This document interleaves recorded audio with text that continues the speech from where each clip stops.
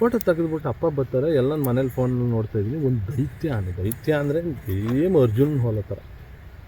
ಅರ್ಜುನನ್ಕಿಂತ ಒಂದು ಮೇಲ್ಪಟ್ಟು ಬೇಗ. ಅರ್ಜುನ 10 ಕಾಲಡಿ ಇದ್ದರೆ 10 ಅಡಿ ಇದ್ದರೆ, ಇದು 10 ಮುಕ್ಕಾಲು ಅಡಿ 11 ಅಡಿ ಹತ್ತಿರ ಎತ್ತಿದ್ದಾನೆ. ಗುಂಪಲ್ಲಿ ಇವತ್ತು ಇದೆ ಫೋಟೋ. ಎಲ್ಲ ಆನೆಗಳು ಗುಂಪಲ್ಲಿದ್ದು ಬೇರೆ ಥರ ಕಂಡ್ರೆ ಅದಕ್ಕೆಲ್ಲ ಇವು ಮುಕ್ಕಾಲಿಗೆ ಅರ್ಧಕ್ಕೆ ಬರ್ತಿದ್ದಾವೆ. ಇದು ದೈತ್ಯ. ಯಾವುದೇ ಗದ್ದೆ ತಿನ್ನೋದಾಗಲಿ, ಯಾವುದೇ ಬಾಳೆ ತಿನ್ನೋದಾಗಲಿ, ಜೋಳ ತಿನ್ನೋಕ್ಕೆ ಹೋಗ್ತಿರ್ಲಿಲ್ಲ.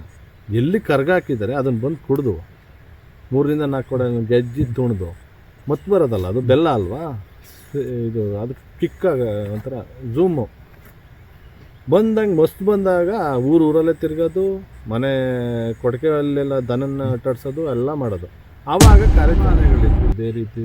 ಈಗ ಭೀಮಾ ಬರೋಕ್ಕೆ ಮುಂಚೆನೇ ತುಂಬ ಆನೆಗಳಿದ್ವು. ಈಗ ಆವಾಗ 2014ರಲ್ಲಿ ಎಲ್ಲ ಗಂಡಾನೆಗಳನ್ನ ಹಿಡಿಬೇಕು ಅಂತ ಆದಾಗ 24 ಆನೆ ಹಿಡಿದಾಗ ಅವೆಲ್ಲ ದೈತ್ಯ ಆನೆಗಳು.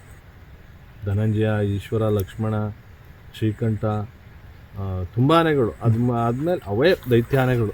ದೈತ್ಯಾನೆಗಳು ಅಂದರೆ ಅವು ಆವಾಗಲೇ ಮಸ್ತ್ ಬಂದು ಡಿಸೆಂಬರ್ ತಿಂಗಳು ಬಂತು ಅಂದರೆ ನಮ್ಮಲ್ಲಿ ಒಂದು 5ರಿಂದ 6 ಆನೆಗಳು ಮಸ್ತ್ ಬಂದು ಅವು ಹೊಡೆದಾಟ ಚೀರಾಟ ಕೇಳೋಂಗಿಲ್ಲ. ಇಂಬ್ಳಿ ಬೆಟ್ಟದಲ್ಲಿ ಏನಾದರೂ ಆನೆಗಳಿತ್ತು ಅಂದರೆ ನಮಗೆ 2 ಗಂಟೆ 3 ಗಂಟೆ ರಾತ್ರಿಲೆಲ್ಲ ಕಿರ್ಚಾಟ ಸೌಂಡು ಊರಲ್ಲಿ ಕೇಳೋದು.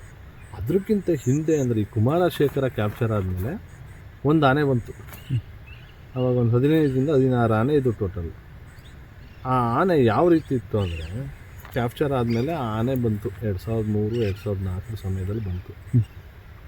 ಆವಾಗ 2 ಆನೆಗಳಿದ್ದು, ಒಂದು 1.5 ಕೋರೆ, ಇನ್ನೊಂದು ಕಳಬಟ್ಟಿ ಪ್ರಿಯ ಅಂತ. ಅದನ್ನು ಕಳಬಟ್ಟಿ ಪ್ರಿಯ ಅಂದರೆ ಈ ಭಾಗದಲ್ಲೆಲ್ಲ ಆವಾಗ ಬಟ್ಟಿ ಸರ ಇತ್ತು, ಕಳಬಟ್ಟಿ. ಅದನ್ನು ಕರ್ಗಾಕರು ಕೊಡಗಳಲ್ಲಿ ಬೆಲ್ಲ ಹಾಕಿ, ಫ್ರೂಟ್ಸ್ ಹಾಕಿ, ತೋಟದ ಮಧ್ಯೆ ಇಟ್ಟು ಅದನ್ನು ಕರ್ಗಾಕ್ ಹಾಕ್ತಿದ್ರು 3-4 ದಿನ.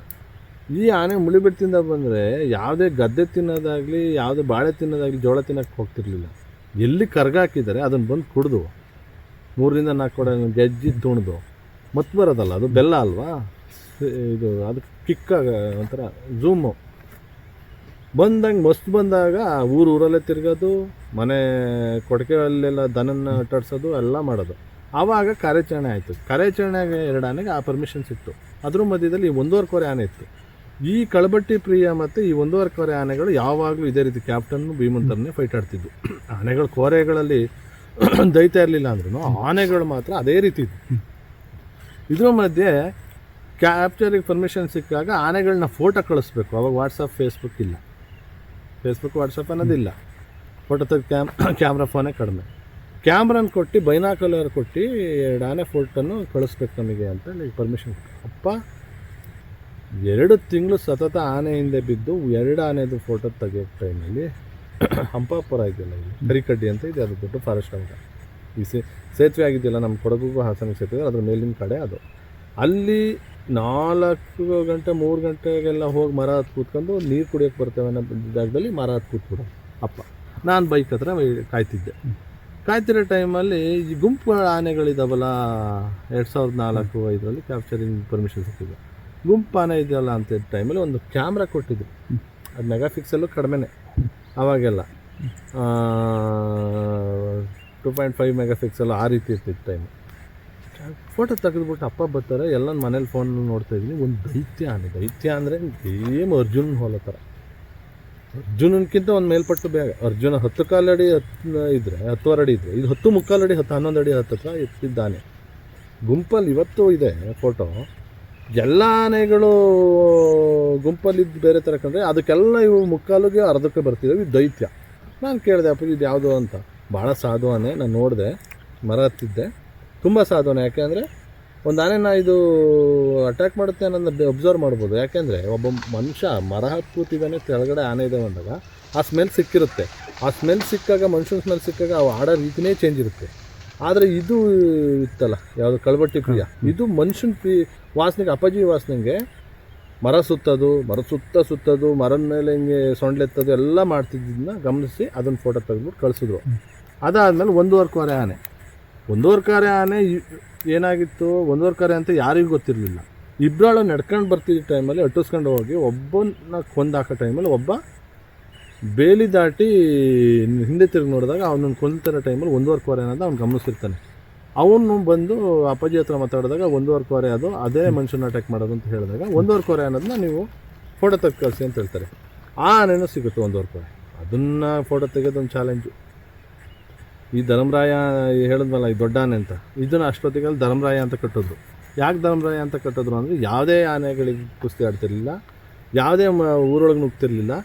ಅದ್ರದ್ದು ಏನು ಕಾರಿಡಾರ್ ಇತ್ತು ಬರೋದು ತೆಂಗಿನ ಮರಗಳನ್ನ ಮಾತ್ರ ಬೀಳಿಸಿ ಎಳ್ನೀರು ಕುಡಿಯೋದು. ಎಲ್ಲಿ ತೆಂಗಿನ ಮರ ಇದ್ರೂ ಬಿಡ್ತಿರ್ಲಿಲ್ಲ. ದೊಡ್ಡ ದೊಡ್ಡ ತೆಂಗಿನ ಮರ 40 ಅಡಿ 30 ಅಡಿ ತೆಂಗಿನ ಮರ ಎಲ್ಲ ಕೆಳಗೆ ಹಾಕೋದು. ಆ ಟೈಮಲ್ಲಿ ಇದು ಧರ್ಮರಾಯ ಅಂತ ಕೇಳಿದ್ರು. ಅದು ಹೆಜ್ಜೆ ಹೋಗಿದ್ದಾಗ ಹೊಳೆ ಭಾಗದಲ್ಲಿ ಶೀತ ಇರುತ್ತಲ್ಲ, ಅವೆಲ್ಲ ನೋಡ್ತಿದ್ದ ನಮ್ಗೆ ಖುಷಿಯಾಗೋದು. ಇಷ್ಟು ದೊಡ್ಡ ಹೆಜ್ಜೆ ಇದೆಯಲ್ಲ ಆನೆ, ಇದು ಆವಾಗ ಹಿಡಿಯೋದೇ ಬೇಡ ಅನ್ನೋದಿತ್ತು. ಆವಾಗ ಅಪ್ಪಾಜಿ ಹೇಳ್ತಿದ್ರು 2 ಆನೆದು ಫೋಟೋ ಸಿಕ್ತು, ಕಳಿಸಿದ್ರು. ಕಾರ್ಯಾಚರಣೆಗೆ ಆನೆಗಳು ಬಂದು ಭರತ, ಗಜೇಂದ್ರ, ಶ್ರೀರಾಮ, ಹರ್ಷ, ಅಭಿಮನ್ಯು, ಅರ್ಜುನ 6 ಆನೆ ಬಂದು. ವಿಕ್ರಮ್ ಬಂದು ವಾಪಸ್ ಹೋಯ್ತು. ಅದೇನೋ ಆರೋಗ್ಯ ಸರಿ ಇಲ್ಲ ಅಂತ ವಾಪಸ್ ಹೋಯ್ತು. ಬಂದಾಯಿತು. ಒಂದು ಆನೆನ ನಾವೆಲ್ಲ ಚಿಕ್ಕ ಹುಡುಗರು 5th 6th ಅಲ್ವಾ, ಬ್ಯಾಕ್ ವಾಟಲ್ಲಿ ಈಜು ಹೊಡಿತಿದ್ವಿ.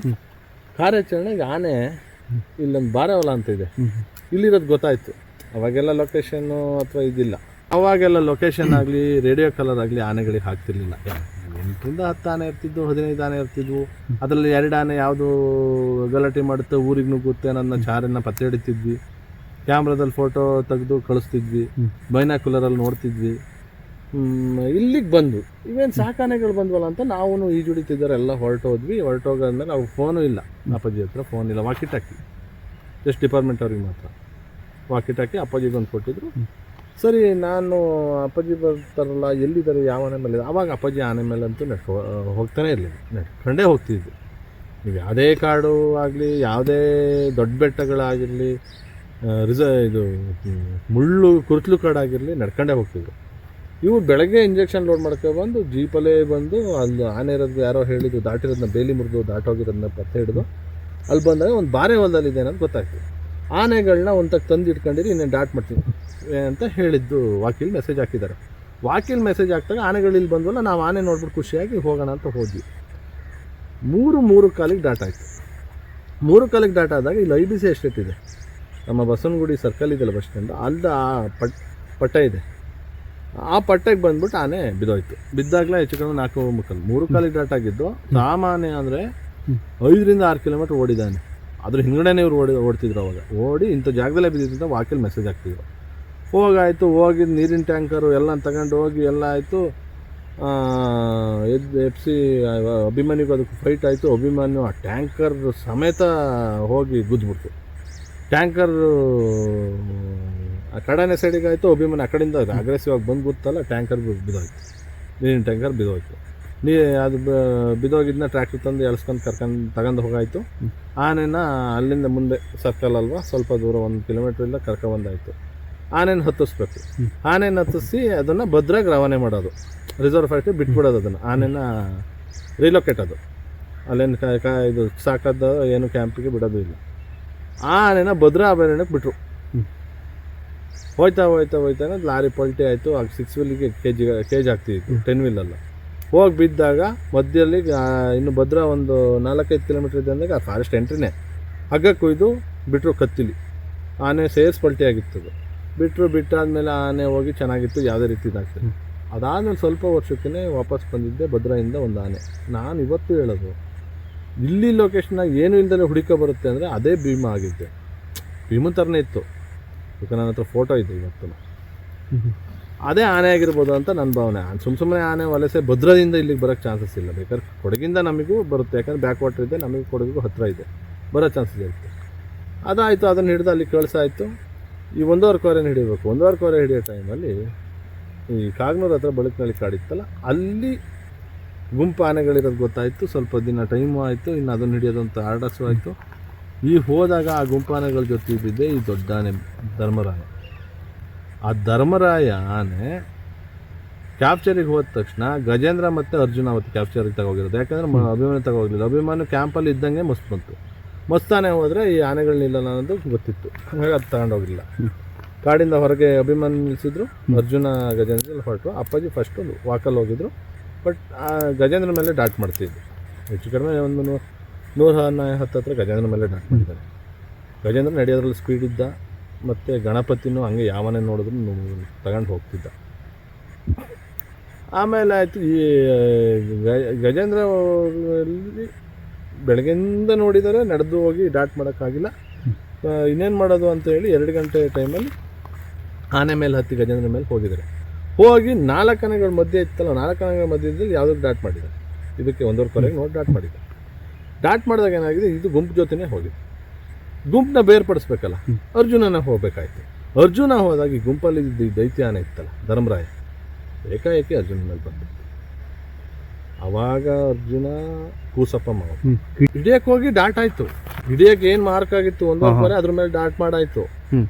ಈ ಡಾಟ್ ಮಾಡಕ್ಕೆ ಬಂದು ಇವನ್ನ ಹಿಡಿತು, ಅದು ಸ್ಲೋ ಆಯ್ತಿತ್ತು.